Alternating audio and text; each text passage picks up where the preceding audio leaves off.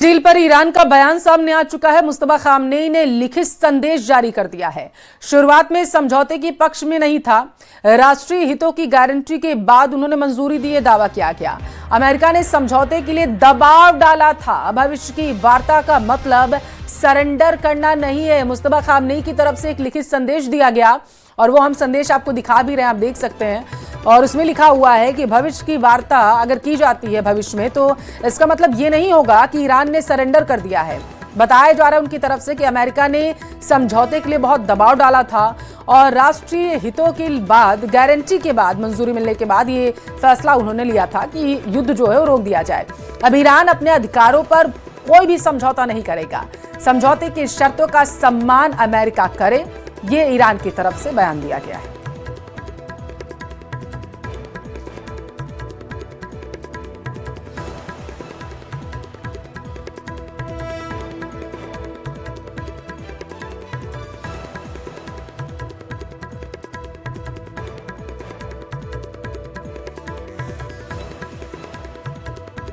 America के बीच समझौते से भड़के इजरायल ने भयानक हमला करना शुरू कर दिया है। इजरायल ने लेबनान में ड्रोन से बमबारी की।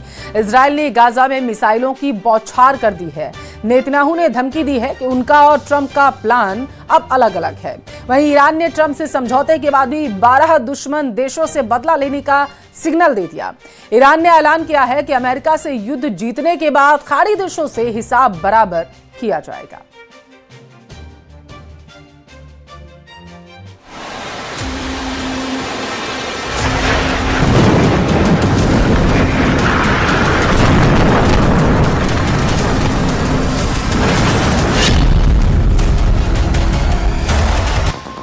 इजराइल ने लेबनान में फाइनल असॉल्ट शुरू कर दिया है। मकसद है ज्यादा से ज्यादा इलाके पर कब्जा, ज्यादा से ज्यादा हिजबुल्लाह लड़ाकों का सफाया। वो भी तब जब अमेरिका ईरान ने समझौता कर लिया है। दोनों देशों के सुप्रीम लीडर ने समझौते पर मुहर लगा दी है। 39 दिनों का युद्ध, 110 दिनों बाद समझौता।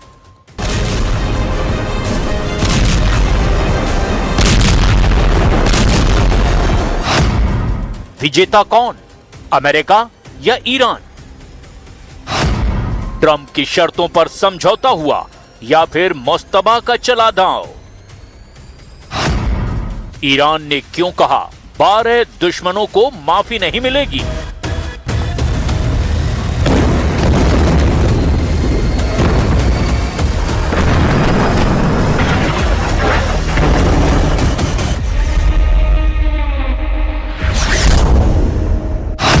ये समझौता 60 दिनों तक युद्ध नहीं करने का हुआ है। मतलब ये फाइनल समझौता नहीं है, क्योंकि ट्रंप को भी अभी ईरान पर डाउट है। लेकिन ईरान को कोई डाउट नहीं, ईरान युद्ध के लिए बिल्कुल रेडी है। वजह इजराइल है। इजराइल ने ताबड़तोड़ हमले जारी रखे हैं।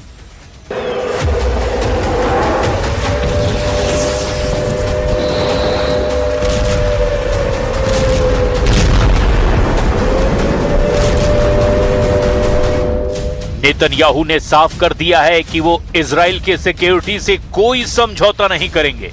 उन्होंने दो टूक कहा कि ईरान को कभी भी परमाणु हथियार नहीं बनाने देंगे। दक्षिणी लेबनान के बफर जोन से भी इजरायली सेना पीछे नहीं हटेगी। यानी ट्रंप की शांति पहल के बीच नेतन्याहू ने नया सख्त संदेश दे दिया है। मगर ईरान चाहता है कि स्थायी समझौता तभी होगा जब इजराइल लेबनान से वापस लौट जाए। हालांकि अमेरिका की दलील है कि इजराइल की वापसी वाली शर्त इस डील में शामिल नहीं है। मतलब ये कि समझौता दिखावे के लिए भले ही कर लिया गया, लेकिन बारूदी टकराव की पूरी गुंजाइश बची हुई है। क्योंकि इजराइल लेबनान में जितनी जमीन पर कब्जा कर चुका है, वो उसे छोड़ने के लिए तैयार नहीं। इजराइल धमकी दे रहा है कि अगर ईरान ने एटमी प्रोग्राम बंद नहीं किया तो युद्ध तेहरान तक फैलेगा।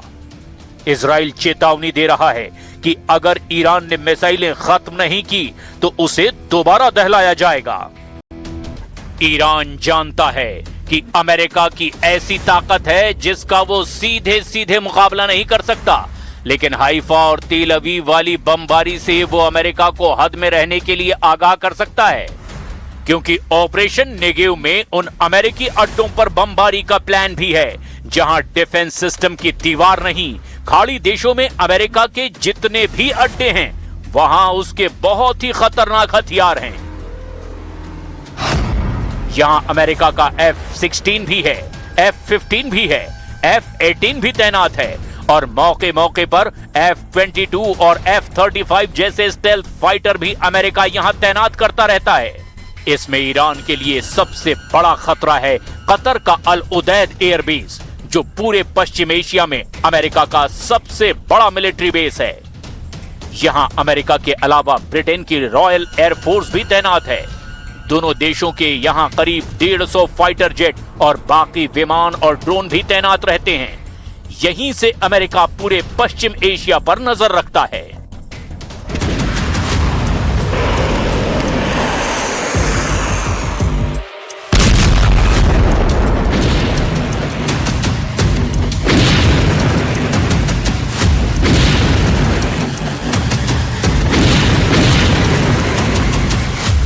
लेकिन अब इन इलाकों में रूस चीन का दबदबा कायम होना तय है, क्योंकि ईरान ने ट्रंप से जो डील की है उससे मुस्तबा खामनेई का वर्चस्व अरब वर्ल्ड में कायम हो गया है, जिससे रूस और चीन के लिए अब खाड़ी में एंट्री के सारे रास्ते क्लियर हैं।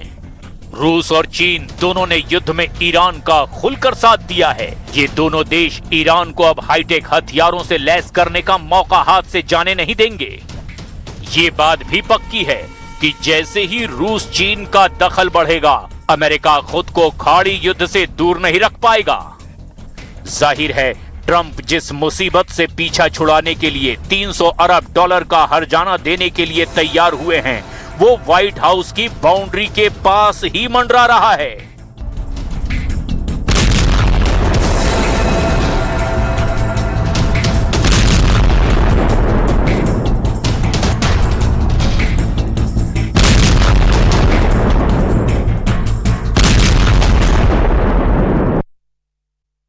ड्रोन बना रहा है। रूस का गर्बेरा ड्रोन बेहद सस्ता है। 600 किलोमीटर रेंज वाले इस ड्रोन को रूस करीब 8 से 9 लाख रुपए में तैयार कर लेता है। यह रूस के शाहिद ड्रोन से 4 से 5 गुना सस्ता है। रूस का 200 किलोमीटर रेंज वाला इतालमास ड्रोन भी सिर्फ 25 लाख रुपए में तैयार हो जाता है। लेकिन यूक्रेन का मकसद सिर्फ आग लगाना नहीं है। कीव अब मॉस्को के अंदर ऐसा दबाव बनाना चाहता है जिससे रूस की अर्थव्यवस्था, ट्रांसपोर्ट सिस्टम और एयर डिफेंस एक साथ थक जाएं। मॉस्को रिफाइनरी पर हमले के बाद राजधानी के 4 बड़े एयरपोर्ट डोमोडेडोवो, शेरेमेत्योवो, वनुकोवो और झुकोवस्की पर कुछ समय के लिए उड़ानों पर रोक लगानी पड़ी, जिससे यात्रियों के बीच अफरा तफरी मच गई। सैकड़ों फ्लाइट प्रभावित हुई और रूस की एविएशन एजेंसियों को इमरजेंसी प्रोटोकॉल लागू करना पड़ा।